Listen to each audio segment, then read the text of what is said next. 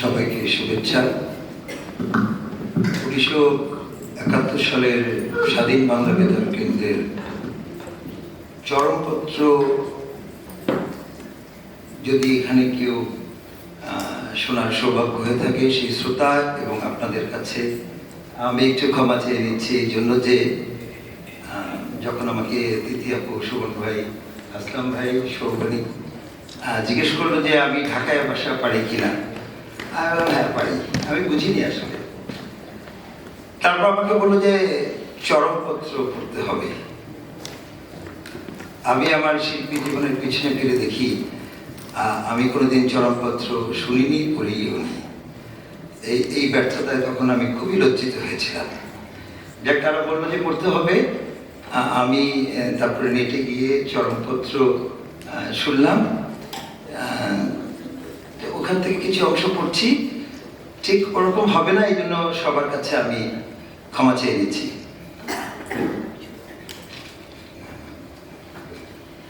আমার কি মনে হয় জানেন, যে রাধে সে ঝুলো বাঁধে। কবির ভাইয়ের ক্ষেত্রে এই কথাটা একদম প্রযোজ্য।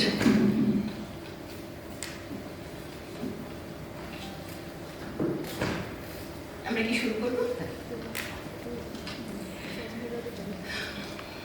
স্বাধীন বাংলা বিপ্লবী বেতার কেন্দ্র অনুষ্ঠান প্রচারিত হচ্ছে মিডিয়াম ওয়েভ 361.44 মিটারে, প্রতি সেকেন্ডে 830 কিলোসাইকেলসে। স্বাধীন বাংলা বেতার কেন্দ্র অনুষ্ঠান প্রচারিত হচ্ছে মিডিয়াম ওয়েভ 361.44 মিটারে, প্রতি সেকেন্ডে 830 কিলোসাইকেলসে। এই ঘোষণা প্রথম করেছিলেন আবুল কাশেম সন্দীপ। তারপর অনেকেই এতে কণ্ঠ দিয়েছেন।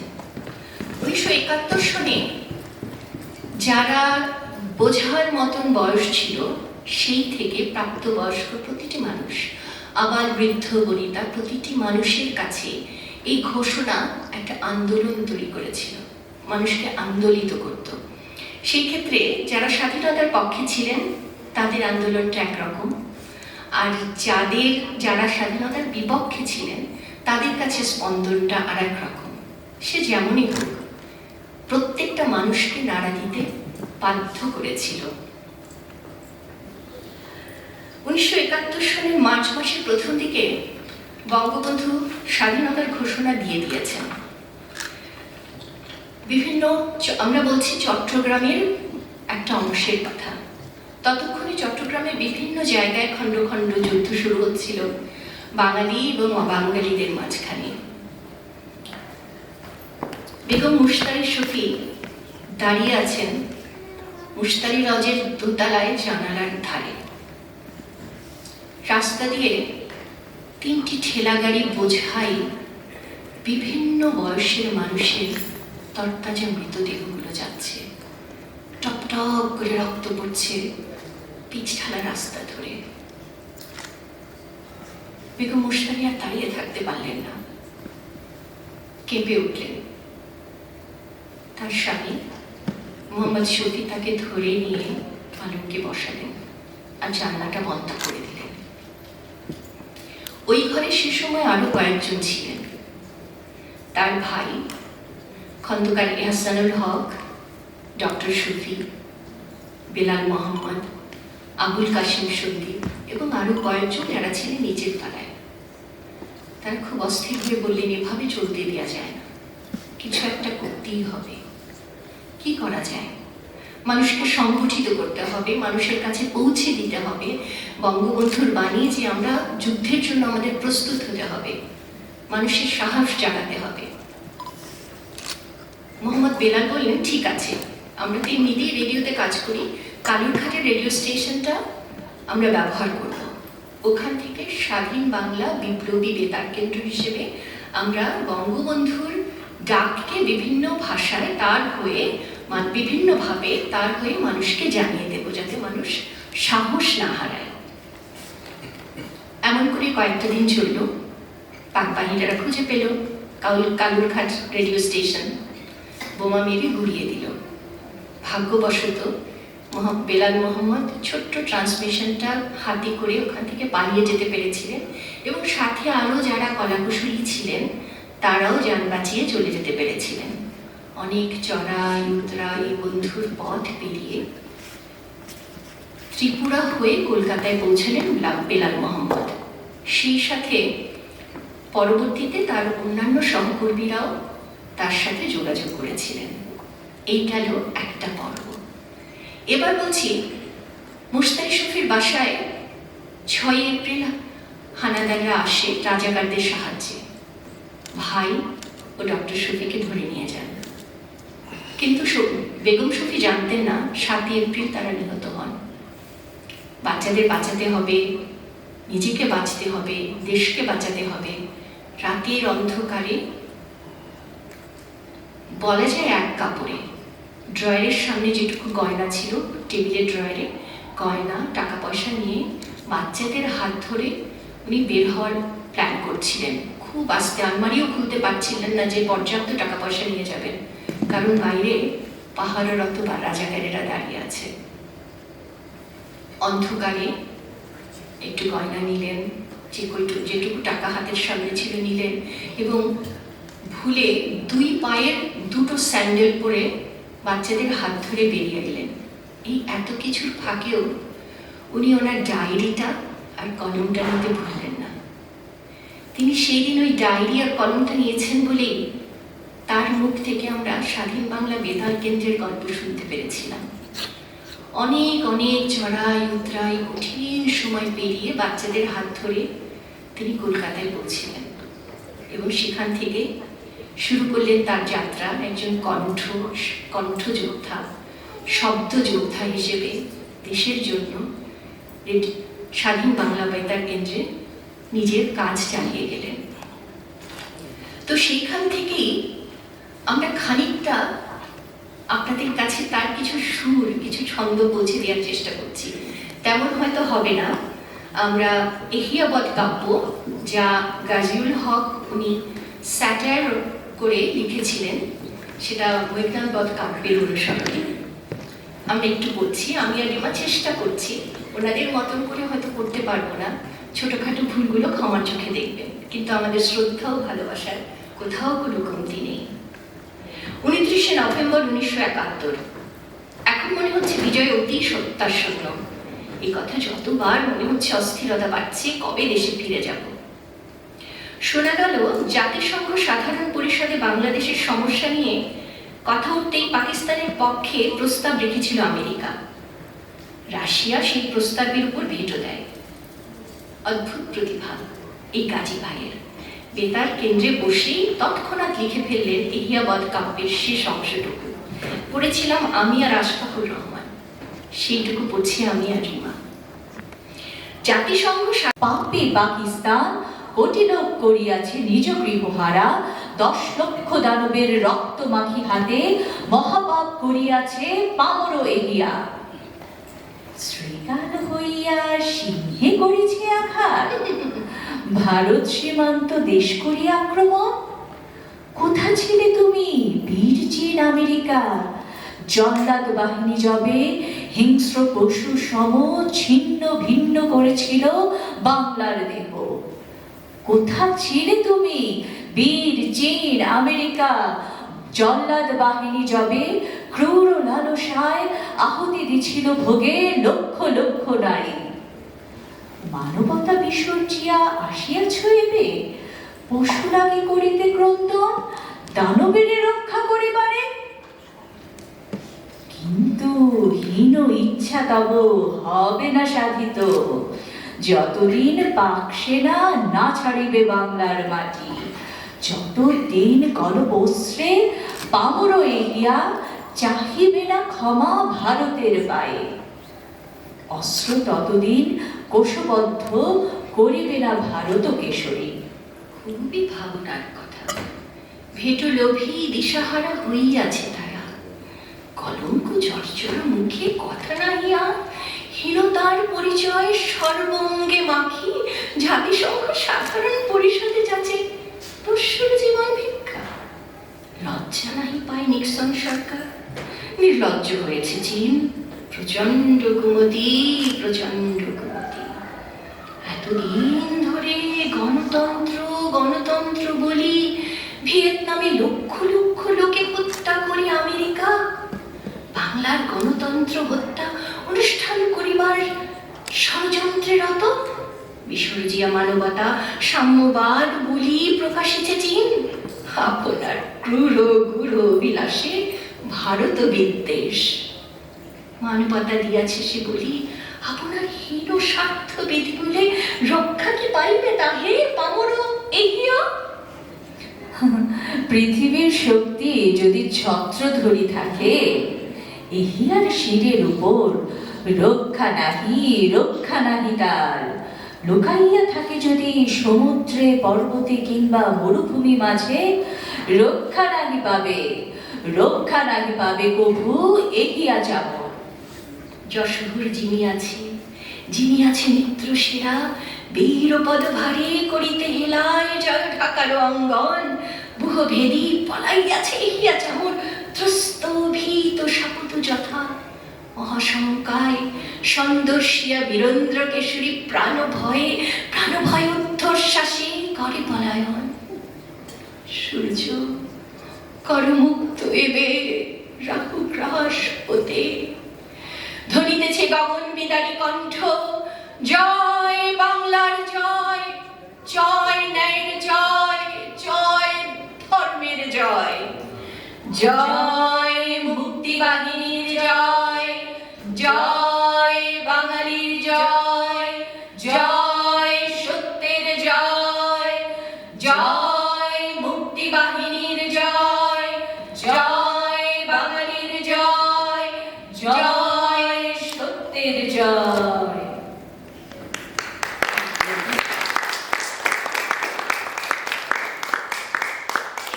কাব্য খুব একটা পড়া হয় না, আমরা সিলেক্ট করেছি, আসলে আমরা নির্ধারণ করেছি যে সবচেয়ে কম পড়া যেটা হয় এবং সবচেয়ে বেশি পড়া যেটা হয় সেরকম দুটো অংশ আমরা করব। তো স্বাধীন বাংলা বেতার কেন্দ্রের সব থেকে জনপ্রিয় অনুষ্ঠান ছিল চরমপত্র, সেটাই আমরা শুনবো কবির ভাইয়ের কাছ থেকে। কবির ভাইয়ের জন্য একটা হাততালি হোক, যে তিনি এত জ্ঞানী অভিজ্ঞ মানুষ আমাদের সাথে একই পাশাপাশি বসেছেন, আমরা কৃতজ্ঞ, আমরা ধন্যবাদ ভাই। আমি কি বলবো, আমি আসলে বলতে পারি নার্ভাসই হয়ে গেছি। আচ্ছা, sure.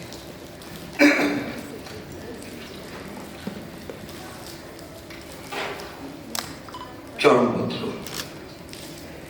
কি পলারে বাগে খাইলো সে, আজ থেকে বঙ্গাল মুল্লুকে মুছুয়া রাজত্ব সে। ঠাস করে একটা আওয়াজ এলো, ডরেন না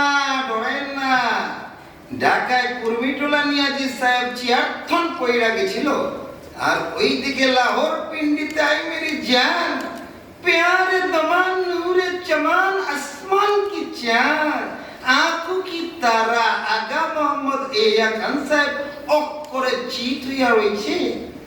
৮৮৮৪ দিন আগে ১৯৪৭ সালের ১৪ই আগস্ট তারিখে মুসলমান ভাই কইরা করাচি লাহোর পিন্ডির মুসুয়া মহারাজারা বাঙ্গাল মুল্লুকে যে রাজত্ব কায়েম করছিল, আজ তার খতম তারাবি হইয়া গেল। বাঙালি পোলাপান বিচ্ছুরা ২৬৫ দিন ধরে বাঙ্গাল মুল্লুকের কেঁদো আর পেটের মধ্যে ওয়ার্ল্ডের বেস্ট ফাইটিং ফোর্স বুক পাইয়া ওরে পারি বোমা সাইজের মছুয়াগুলা ধপ কইরা দম পালাইলো। ইরা মতিতে জন্ম যার, ইচ্ছা মতিতে মরণ। আক্কা আমাকে বক্সি বাজারের চক্ষুমিয়া ফাল পাইরা উঠলো। বাইসা আমাকে চক বাজারের চৌরাস্তার মধ্যে পাথর দিয়া একটা সাইনবোর্ড বানাবো, এইটার মধ্যে কাউলারে দিয়া লেখাইলো ১৯৭১ সাল পর্যন্ত বঙ্গাল মল্লুকে মছুয়া নামে এক কিসিমের মালা ছিল। হ্যাঁ চটপাট বাইরা যাওনের পথিকে হাজারে বাঙালি বিচ্ছু হ্যাঁ চুটিয়া মানে পিঁপড়ার মতো ডইলা শেষ করছিল। এই কিসিমের জ্ঞান রে কেতাবের মধ্যে লেখা তুইছে পিপিলিকা পাকা গজায় মরিবার তরে টিক্কা মালাইকা গেল তল নিয়াজি বলে কত জল কত জল 25 মার্চ তারিখে সেনাপতি ইয়াকা বাঙালি গো বেসুমার মার্ডার করণের আর্ডার দিয়া কি চোটপা জেনারেল টিক্কা খান এই আর্ডার পাইয়া 30 লাখ বাঙালির খুন দিয়া গোসল করলো। তারপর বাঙ্গাল মুল্লুকের খাল খন্দ দরিয়া পাহাড় গ্রাম বন্দরের মাইতে তৈরি হইল জিনিস বিচ্ছু যেই রকম গুণর সেই রকম বাঙাতে তোর গ্রামের পোলাপান যেমতে কইরা বদমাইশ লোকের বোতলের মধ্যে চোত্রা পাতায় গইসা দেয় বিচ্ছু গো এইরকম কাম শুরু হইয়া গেল। এই কা ঢাকার মধ্যে দিলে বিচ্ছু গো কারবার হইয়া গেল। গেটাকাট কে এলো অঙ্কুরের বুরঙ্গামারিতে বোমা সাইজের মজুয়া হালা কইল। কেসটা কি কই না তো আমাদের মানিকগঞ্জে কোনো টাইমে মছুয়া ছিল না তো মেরাজ নিয়ত মিয়া করে চিকুর পাইয়া উঠলো। বুঝছি পুরো মছুয়া রেজিমেন্টারে আলাদা না পাইয়া পেকার দরিয়ার মধ্যে গায়েব কইরা কি সুন্দর দুই হাত উঠাইয়া বিচ্ছুরা কইতাছে কই না তো এই দিকে কোনদিন মছুয়ারা আহে নাই তো ব্যাস মেশিন গানের লগে মেশিন গান মোটরের লগে মোটরের বাইরে শুরু হইয়া গেল। গাবুর বাড়ির চোটে জেনারেল টিক্কা খান পশ্চিম পাকিস্তানের বাগওয়াট হইলে লগে সদরিয়া নতুন টিরিক্স কইরা কয়েকটা বাঙালি হারুম মালের মুখে লাগাম লাগাইয়া ক্ষমতা হস্তান্তর করছি বইলা চিল্লাইতে শুরু করলো। ঠেডা মালিকা গভর্নর ওয়ানম্যান পার্টির সুল্লুমিয়া মাইনকার চোরের আব্দুল কাসেম খুলনার খবরের কাগজের হকার এজেন্ট মাওলানা ইউসুফা জয়পুরহাটের মৌলানা আব্বাস ফেরির উবাইদুল্লাহ মজুমদার বরিশালের আক্তারউদ্দিন মিনিস্টার হইলেন। গবু চন্দ্র রাজার গবু চন্দ্র মন্ত্রী পালের গোদা 76 বছর বয়সের বুড়া বিল্লি আস্তে কইরা ছালার মধ্যে থেকে বাইরে হইল। সব কামি হিসাব মতো চলতাছে। মৌলভী সাহেবের প্রধানমন্ত্রী অনেক কিরমিট হইল। কার নাম লইতাছি বুঝতে পারতাছে? ওই যে নুরুল আমিন সাহেব পুরানা পবনের নেকড়া দিয়া পুরা বাইন্দা হাই যাওয়া যে পিন্ডি যাইয়া সদরে এখানে রক করে কোলের মধ্যে পয়সা পড়লো। সেনাপতি আগা মোহাম্মদ এই আকার তখন আন্দাজ করতে পারলেন কোন টেরিক্সি আর কাজ হইতেছে না। তখন পাকিস্তান আর বঙ্গাল মুলুকের লড়াইটারে ইন্ডিয়া পাকিস্তানের গ্যাঞ্জাম বইলা চালু করণের লাইগা বট করে কইয়া বইল আমি কিন্তু নিজেরে আটকাইয়া রাখতে পারতাছি না। আমার লগে নতুন মামুর হইছে, বুড়া চাচা হইছে, আমি ইন্ডিয়া টাক করবো। 3 দশকের মধ্যে আমি এই কারবার কইরা বমু। এইবার আমি পিন্ডির তেনে বড় হইয়া জামুগা। এই কা মাথার পর চেম্বার খালি।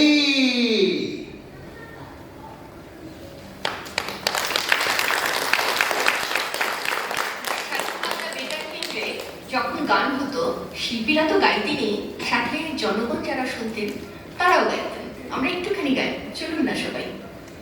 পূর্ব দিগন্তে সূর্য উঠেছে, রক্ত লাল রক্ত লাল রক্ত লাল, জোয়ার এসেছে জনসমুদ্রে, রক্ত লাল রক্ত লাল রক্ত লাল।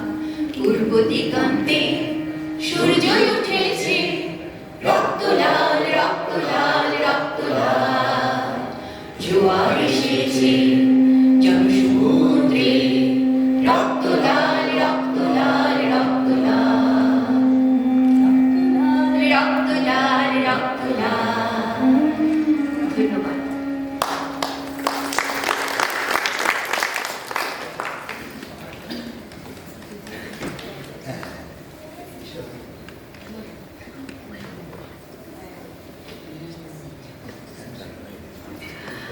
আমরা আজকে যেহেতু কবিতার অনুষ্ঠান একটুখানি পড়ছি, কবি জসীমউদ্দিন বাংলাদেশ যখন স্বাধীন হলো তার বন্ধুকে কি লিখেছেন সেটা আমরা পাচ্ছি বেগম মুশতারি শফির কথায়। 29শে ডিসেম্বর সরকারি খরচে যারা দেশে ফিরবেন তাদের বাংলাদেশ মিশন থেকে প্রবেশ অনুমতি পত্র গ্রহণ করতে হয়। তাই আমিও বেলাল ভাই সার্কাস এভিনিউতে বাংলাদেশ মিশনে গেলাম।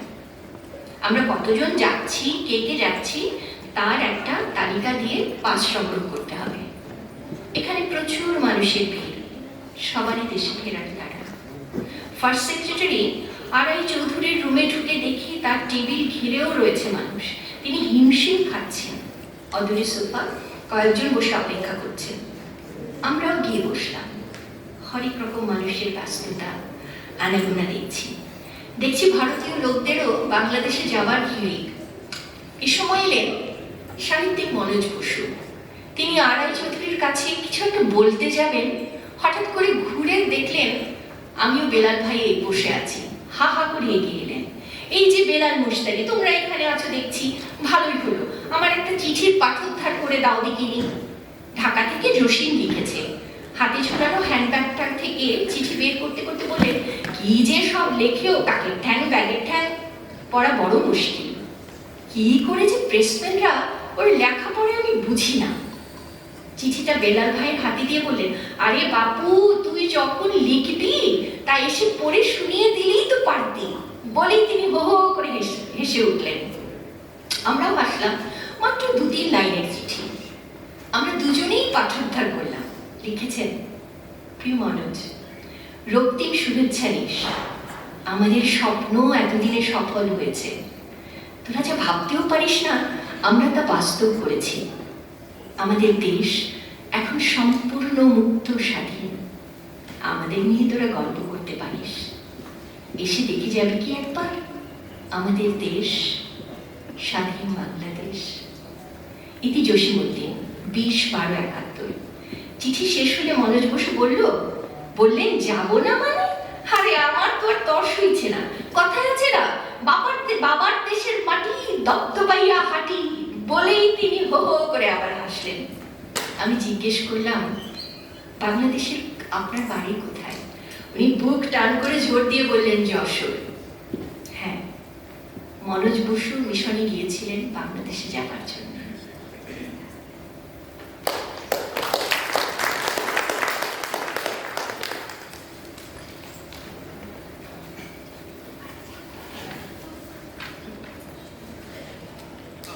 ও ভালো কথা। আসাদ চৌধুরী বারবারাকে একটা পত্র পাঠিয়েছেন, বোধহয় পৌঁছেও গেছে। ভীষণ জানতে ইচ্ছে করছে চিঠিতে তিনি কি লিখেছেন। কারোর কাছে কি চিঠিটা আছে? ও, ধন্যবাদ।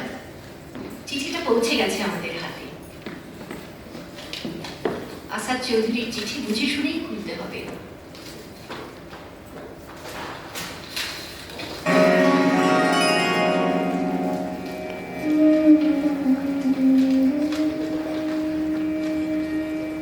বারবারা, ভিয়েতনামের উপর তোমার অনুভূতির তর্জমা আমি পড়েছি। তোমার হৃদয়ের সুবাতাস আমার গিলে করা পাঞ্জাবিকে মিছিলে নামিয়েছিল। প্রাচ্যের নির্যাতিত মানুষগুলোর জন্য অসীম দরদ ছিল সে লেখায়। আমি তোমার ওই একটি লেখাই পড়েছি। আশীর্বাদ করেছিলাম তোমার সোনার দোয়াত কলম হোক। আমার বড় জানতে ইচ্ছে করে বারবারা, তুমি এখন কেমন আছো? নিশ্চয়ই তুমি ডেট করতে শিখে গেছো। গাউনের রং আর হ্যাট নিয়ে কি চায়ের টেবিলে মায়ের সঙ্গে ঝগড়া হয়? অনভ্যস্ত বৃষ্টিদের নিচে তোমার হৃদয়কে কি চিরদিনের জন্য ঢেকে দিলে? আমার ভীষণ জানতে ইচ্ছে করে বারবারা, তোমাদের কাগজে নিশ্চয়ই ইয়া হিয়া খাঁর ছবি ছাপা হয়। বিবেকের বোতামগুলো খুলে হৃদয় দিয়ে দেখো, ওটা একটা জল্লাদের ছবি। 15 লক্ষ নিরস্ত্র লোককে ঠান্ডা মাথায় সে হত্যা করেছে। মানুষের কষ্টার্জিত সভ্যতাকে গলা টিপে হত্যা করেছে। অদ্ভুত জাদুঘরকে দেখো, 20 শতাব্দীকে সে কৌশলে টেনে হিঁচড়ে মধ্যযুগে নিয়ে যায়। দেশলাইয়ের বাক্সের মতো সহজে ভাঙে গ্রন্থাগার, উপাসনালয়, ছাত্রাবাস, মানুষের সাধ্যমতো ঘর বাড়ি। 7 কোটি মানুষের আকাঙ্ক্ষিত স্বপ্নের ফুলকে সে পর্যতায় থেতলে দেয়। টু ইউ উইমেন ছবিটা দেখেছো বারবারা? গির্জার নির্যাতিতা, গির্জার ধর্ষিতা সোফিয়া লোরেনকে দেখে নিশ্চয়ই কেঁদেছিলে। আমি কাঁদিনি, বুকটা শুধু খা খা করেছিল। সোফিয়া লোরেনকে পাঠিয়ে দিও বাংলাদেশে। 30,000 রমণীর নির্মম অভিজ্ঞতা শুনে তিনি শিউরে উঠবেন। অভিধান থেকে নয়, 80 লক্ষ শরণার্থীর কাছে জেনে নাও নির্বাসনের অর্থ কি।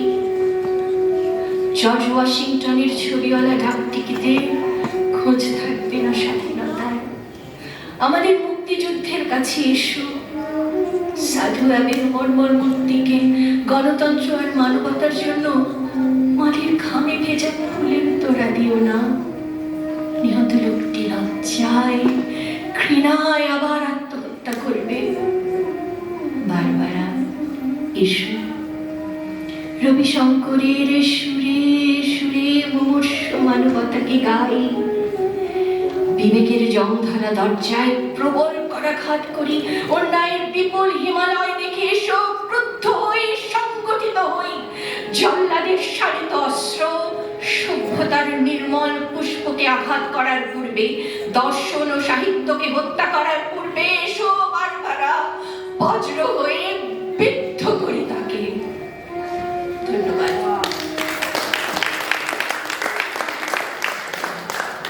আমাদের এই ছোট্ট আয়োজন এই অংশের এখানেই শেষ হল। অসংখ্য ধন্যবাদ শোভনিকা, আমাকে এই আয়োজনটুকু ডিজাইন করার জন্য, করতে দেওয়ার জন্য। আমি সত্যি ভীষণ ভীষণ কৃতজ্ঞ। ধন্যবাদ।